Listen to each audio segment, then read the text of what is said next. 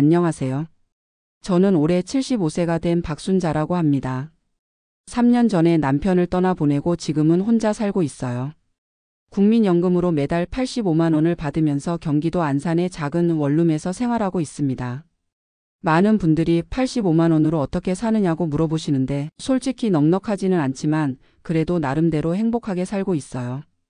오늘은 제 이야기를 들려드리고 싶어서 이렇게 사연을 보내게 되었습니다. 저는 1949년에 경상북도의 작은 농촌 마을에서 태어났어요. 6남매 중 셋째였는데 그 시절에는 딸을 학교에 보내는 집이 많지 않았거든요. 그래서 저는 겨우 초등학교만 졸업했습니다. 집이 워낙 가난해서 어릴 때부터 농사일을 도와야 했어요. 아침 일찍 일어나서 소먹이 주고 농사일 거들고 집안일까지 도맡아 했죠. 하지만 그때는 모든 집이 다 그랬으니까 특별히 불행하다고 생각하지 않았어요. 20세가 되던 해에 지금의 남편 박성호를 만났습니다. 남편은 저보다 3살 위였는데 과묵하지만 참 착한 사람이었어요. 첫눈에 반한 건 아니었지만 만날 때마다 믿음직스럽고 든든한 느낌이 들었거든요. 결혼 후에는 남편과 함께 서울로 올라왔어요. 그 시절 시골 청년들이 다 그랬듯이 서울에 가면 뭔가 기회가 있을 거라고 생각했죠. 처음에는 남편이 택시기사를 했는데 밤낮 없이 일해도 생활이 빠듯했어요. 1976년에 아들 민수가 태어났을 때는 정말 기뻤지만 한편으론 걱정도 많았어요. 아이를 키우려면 돈이 더 많이 들 텐데 우리가 제대로 키울 수 있을까 싶었거든요. 하지만 아이를 보고 있으면 절로 힘이 났어요. 민수가 5살이 되던 해에 작은 구멍가게를 시작했습니다. 택시 일로 모은 돈에 친척들에게 빌린 돈을 보태서 겨우 마련한 가게였어요. 20평도 안 되는 작은 가게였지만 저희에게는 꿈의 시작이었죠. 가게 운영은 생각보다 어려웠어요. 새벽 5시에 일어나서 도매시장에 가서 물건을 사오고 밤 11시까지 가게 문을 열어두고 있어야 했거든요. 하지만 그래도 택시 운전할 때보다는 안정적이었어요. 남편은 새벽 도매시장 일을 맡고 저는 낮에 가게를 지켰어요. 민수가 학교에서 돌아오면 가게 한쪽에서 숙제를 하고 저녁에는 가족이 함께 라면이나 김치찌개 같은 간단한 음식을 먹었죠. 가난했지만 그때가 가장 행복했던 것 같아요. 가족이 함께 있었고 비록 작지만 우리만의 터전이 있었거든요. 민수가 가게에서 과자 하나 달라고 할 때 못 주겠다고 하는 대신 몰래 하나씩 챙겨주던 기억이 아직도 생생해요. 동네 사람들과도 정이 많이 들었어요. 외상으로 물건을 사가시는 분들도 많았는데 꼬박꼬박 갚아주셨거든요. 어떤 할머니는 밭에서 기른 채소를 가져다 주시기도 하고 어떤 아주머니는 맛있는 반찬을 만들어 주시기도 했어요.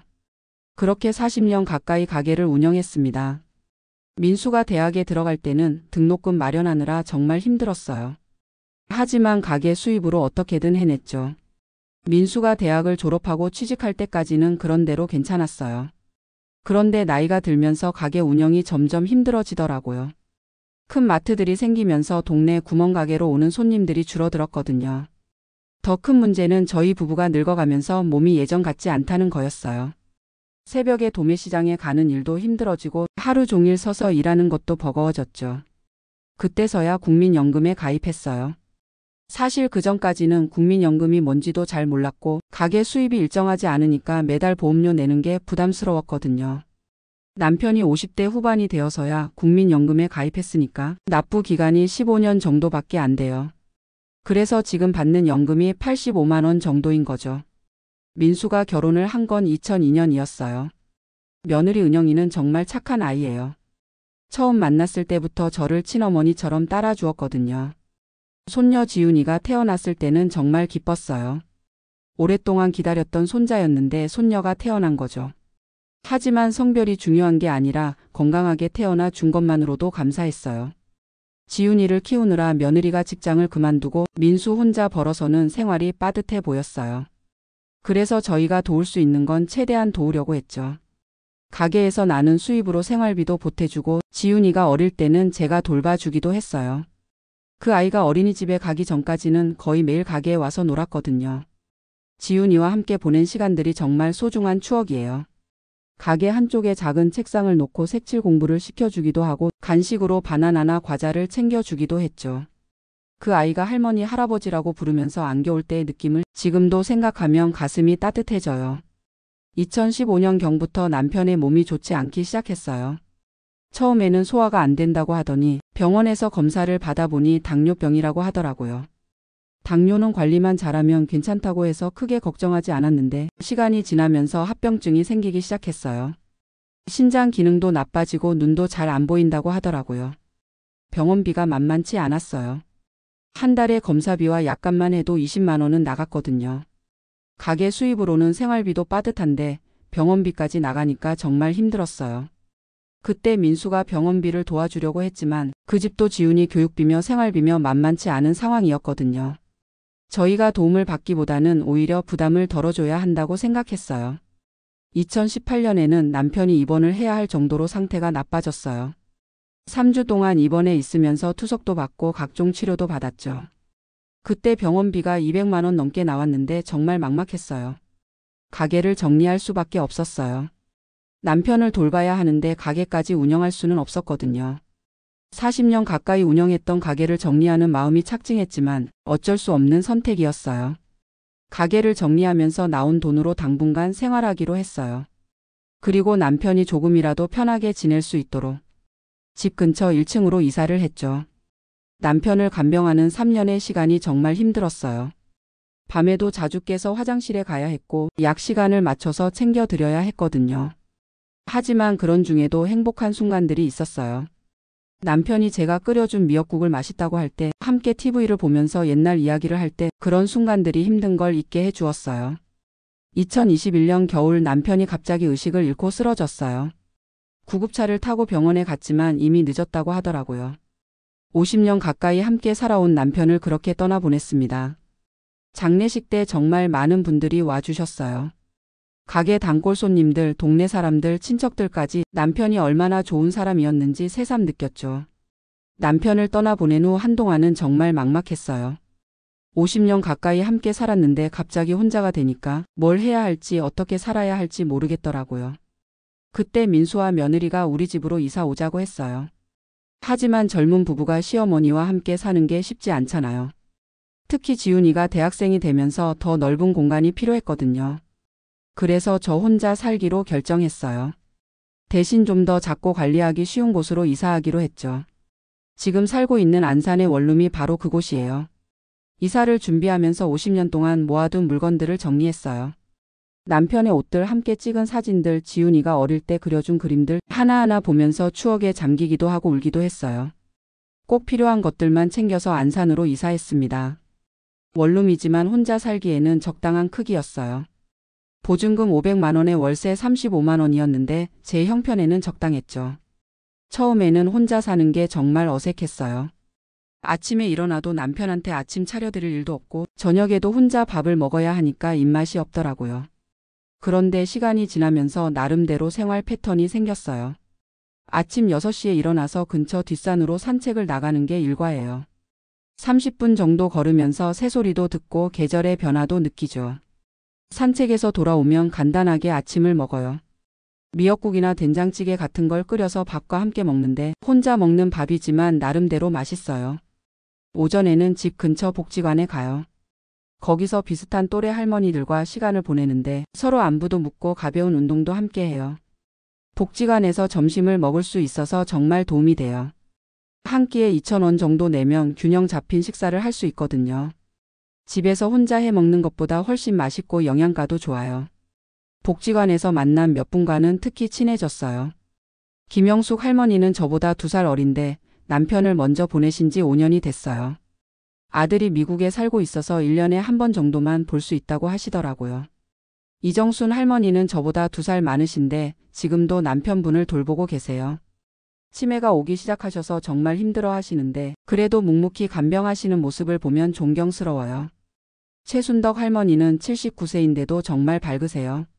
자식들이 다 독립해서 혼자 사시지만 항상 웃음을 잃지 않으세요. 그분을 보면 나이가 들어도 긍정적으로 살 수 있다는 걸 느껴요. 오후에는 집으로 돌아와서 휴식을 취해요. TV도 보고 라디오도 듣고 가끔은 낮잠도 자죠. 예전에는 하루 종일 바쁘게 살았는데 이제는 여유가 생겼어요. 집 옆에 작은 화단이 있어서 텃밭을 가꾸고 있어요. 상추, 쑥갓, 대파 같은 쉬운 채소들을 기르는데 제가 기른 채소로 반찬을 만들어 먹으면 정말 맛있어요. 특히 상추쌈을 해 먹을 때는 기분이 좋아져요. 된장에 상추를 찍어 먹으면서 남편한테 이런 것도 해드릴 걸 하는 생각이 들기도 해요. 하지만 이제는 슬프기보다는 고마운 마음이 더 커요. 국민연금 85만 원으로 한 달 생활하는 게 쉽지는 않아요. 하지만 꼼꼼히 계산해서 쓰면 그럭저럭 살만해요. 월세와 관리비로 40만 원 정도 나가고 전기료, 가스비, 수도료 해서 8만 원 정도 더 나가요. 핸드폰 요금도 2만 원, 건강보험료도 6만 원 정도 내야 하죠. 그러면 고정 지출이 56만 원 정도 되니까 나머지 29만 원으로 식비와 기타 생활비를 써야 해요. 다행히 주거급여를 받을 수 있어서 월 20만 원 정도 도움을 받아요. 그러면 실질적으로 49만 원 정도로 생활하는 셈이죠. 식비를 최대한 절약하려고 노력해요. 복지관에서 점심을 먹으니까 하루 두 끼만 집에서 해결하면 되거든요. 마트에서 할인하는 날을 골라서 장을 보고 특가 상품들을 위주로 사요. 쌀은 10kg들이를 사면 한 달 반 정도 먹을 수 있어요. 김치는 직접 담그는 게 경제적이니까 배추가 쌀 때 김장을 해둬요. 텃밭에서 기른 채소들도 많은 도움이 되고요. 옷은 거의 사지 않아요. 가지고 있는 것들로 충분하고 정말 필요할 때는 재래시장에서 저렴한 걸 사죠. 병원비가 제일 부담스러워요.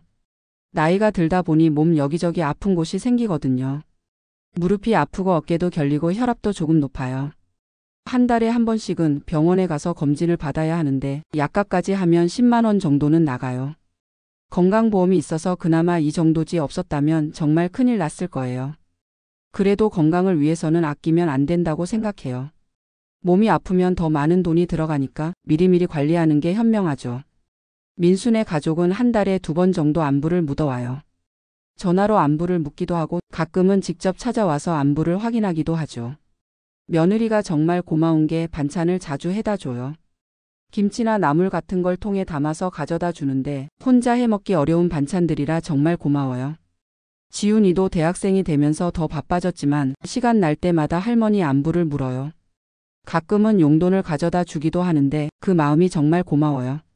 아마 카페에서 아르바이트해서 번 돈일 텐데 그 돈을 할머니한테 가져다 주다니 그 아이 마음이 얼마나 예쁜지 몰라요. 지훈이가 용돈을 가져다 줄 때마다 제가 오히려 그 아이한테 부담을 주는 건 아닌가 걱정돼요. 대학생이라 용돈도 많이 필요할 텐데 말이에요. 하지만 그 아이가 할머니를 생각하는 마음을 무시할 수도 없어서 고맙게 받고는 있어요. 대신 그 아이가 좋아하는 음식을 해서 챙겨주려고 노력하죠. 가끔 외로울 때도 있어요. 특히 저녁 시간에 TV를 보고 있으면 남편이 옆에 있었으면 좋겠다는 생각이 들어요. 같이 보던 드라마가 나오면 더 그래요. 남편이 이 사람 왜 저래 하면서 투덜거리던 모습이 생각나거든요. 그때는 시끄럽다고 생각했는데 이제는 그 소리가 그리워요. 밤에 잠들기 전에도 가끔 눈물이 나요. 50년 가까이 함께 잤는데 혼자 자는 게 아직도 어색해요. 남편의 코 고는 소리, 뒤척이는 소리까지 그리워지더라고요. 하지만 슬퍼만 하고 있을 수는 없잖아요. 남편도 저보고 씩씩하게 살라고 했을 거예요. 그래서 우울한 생각이 들 때마다 긍정적으로 생각하려고 노력해요. 복지관 할머니들과 이야기하면서 위로도 많이 받아요. 다들 비슷한 경험을 하신 분들이라 서로의 마음을 잘 이해해 주세요. 때로는 함께 근처 공원에 산책을 나가기도 하고 복지관에서 하는 작은 행사에 참여하기도 해요. 노래교실, 체조교실 같은 프로그램들이 정말 도움이 돼요. 작은 기쁨들을 찾는 재미도 생겼어요. 텃밭에서 상추가 자라는 걸 보면 기분이 좋아지고 동네 길고양이가 제 모습을 보고 다가올 때도 반가워요. 그 고양이는 주황색 털을 가진 수컷인데 제가 가끔 생선 조금씩 챙겨주거든요. 처음에는 경계하더니 이제는 제 모습만 봐도 다가와요. 봄에는 벚꽃 구경을, 여름에는 복지관 앞 화단의 꽃 구경을, 가을에는 단풍 구경을, 겨울에는 눈 구경을 해요. 계절마다 다른 즐거움이 있다는 걸 새삼 느껴요. 가끔 더 어려운 상황에 있는 분들을 도와드리기도 해요.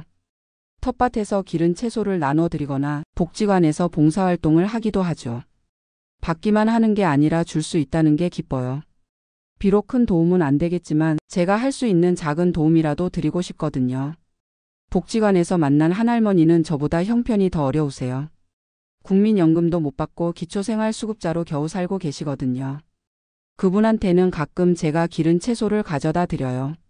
그럴 때마다 그분이 정말 고마워하시는데 오히려 제가 더 고마운 마음이 들어요. 나눌 수 있다는 게 이렇게 기쁜 일인지 몰랐거든요. 요즘 들어 더욱 감사한 마음이 커지고 있어요. 85만 원이라는 연금이 적다고 생각할 수도 있지만 그래도 매달 일정한 수입이 있다는 게 얼마나 다행인지 몰라요. 건강하게 살 수 있다는 것도 감사해요. 같은 나이 또래 중에는 중병으로 고생하시는 분들도 많거든요. 저는 큰 병 없이 혼자서도 생활할 수 있으니까 정말 복 받은 거죠. 가족들이 건강하다는 것도 감사해요. 민수는 비록 경제적으로 여유롭지 않지만 성실하게 일하고 있고 며느리도 집안을 잘 꾸려나가고 있어요. 지훈이도 대학에 열심히 다니면서 꿈을 키워가고 있고요.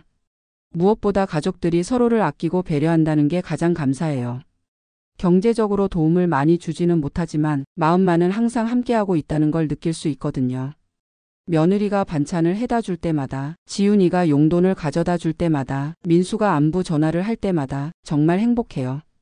이런 가족이 있다는 게 얼마나 큰 재산인지 몰라요. 돈으로 살 수 없는 소중한 것들이죠. 남편과 함께 살았던 50년의 시간도 참 감사해요. 힘들 때도 많았지만 행복했던 순간들이 더 많았거든요. 그 모든 추억들이 지금의 저를 지탱해주는 힘이 되고 있어요. 요즘은 하루하루가 소중하게 느껴져요. 언제까지 건강하게 살 수 있을지 모르니까 오늘 하루도 감사한 마음으로 살려고 해요. 아침에 눈을 뜨면 오늘도 건강하게 하루를 시작할 수 있구나 하고 감사하고 밤에 잠들기 전에는 오늘 하루도 무사히 보냈구나 하고 감사해요. 복지관 할머니들에게도 제 경험을 이야기해 드려요. 경제적으로 어려워도 마음만은 풍요롭게 살 수 있다고 작은 것에도 감사하면 행복할 수 있다고 말씀드리죠. 처음에는 그런 말을 듣고 시큰둥하시던 분들도 시간이 지나면서 조금씩 변화하시는 걸 봐요. 함께 긍정적으로 살아가려고 노력하시는 모습이 보기 좋아요. 저도 그분들한테 많이 배워요. 각자의 인생 이야기를 들으면서 삶에 대한 새로운 깨달음을 얻기도 하거든요. 어떤 할머니는 혼자 사시면서도 매일 일기를 쓰신대요. 그날그날의 작은 기쁨들을 기록해 두신다고 하시더라고요. 저도 그 얘기를 듣고 일기를 써보려고 생각 중이에요. 어떤 할머니는 손뜨개를 하셔서 복지관에 기부하세요. 어린이집 아이들한테 줄 모자나 목도리를 뜨시는 거예요. 그런 모습을 보면서 저도 뭔가 의미 있는 일을 하고 싶어져요. 지금 생각해보니 제 인생이 참 감사한 인생이었어요. 어려운 시절도 많았지만 그 모든 과정이 저를 성장시켜 주었거든요. 가난했지만 가족의 사랑이 있었고 힘들었지만 서로 의지할 수 있는 사람들이 있었어요. 무엇보다 남편과 함께한 50년의 시간이 정말 소중했어요. 다시 태어나도 그 사람과 결혼하고 싶을 만큼 진정으로 사랑했고 사랑받았거든요. 지금은 비록 혼자 살고 있지만 그 사랑의 기억들이 저를 따뜻하게 해줘요. 외롭다고 느낄 때마다 그 추억들이 위로가 되어 주거든요. 85만 원이라는 연금으로 사는 게 쉽지는 않지만 그래도 나름대로 행복하게 살고 있어요. 물질적으로는 부족할지 모르지만 마음만은 풍요롭게 살고 있다고 자신해요. 앞으로도 건강이 허락하는 한 이렇게 감사한 마음으로 살아가고 싶어요. 가족들한테 부담 주지 않으면서 제가 할 수 있는 작은 일들을 계속하면서 말이에요. 혹시 저와 비슷한 상황에 있으신 분들이 계시다면 너무 절망하지 마시고 작은 행복들을 찾아보세요. 돈이 많다고 행복한 건 아니고 돈이 적다고 불행한 건 아니거든요. 건강하고 사랑하는 사람들이 있고 하루하루 감사한 마음으로 살 수 있다면 그것만으로도 충분히 행복한 거라고 생각해요. 저도 앞으로 얼마나 더 살 수 있을지 모르지만 남은 시간들을 소중히 여기면서 매일매일 감사한 마음으로 살아가겠습니다. 긴 이야기 들어주셔서 정말 고맙습니다. 여러분도 모두 건강하시고 행복하세요.